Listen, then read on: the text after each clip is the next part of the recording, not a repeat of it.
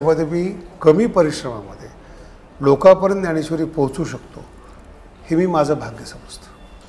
खरं तर तुम्ही आता म्हटलात की 6 तास तुम्हाला ह्या ट्रान्सलेशनसाठी हे लोकांपर्यंत त्याचा मतितार्थ पोहोचवण्यासाठी म्हणून लागतात.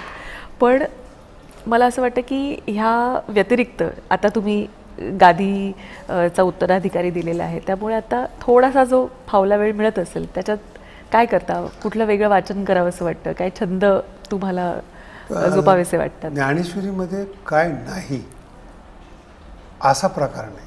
बरं.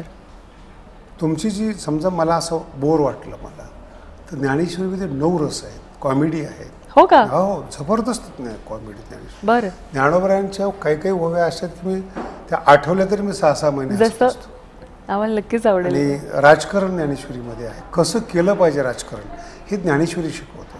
बरं.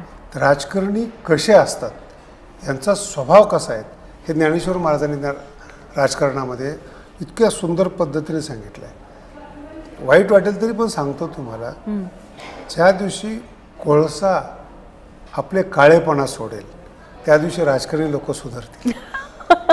ही ज्ञानेश्वरीची ओवी. बरं. आणि ज्या दिवशी विंचू नांगी मारल्यानंतर गुदगुल्या होतील त्या दिवशी राजकारणी खरं बोलतील.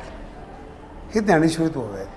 म्हणजे तेव्हा लिहिलेलं आजही 700 वर्षापूर्वी समर्पक आहे. हा, खोटं बोलणं हा बांधाच आहे त्यांचा. आणि ज्याला माझ्या माहितीने सांगतो, जेवढे काही राजकारणातले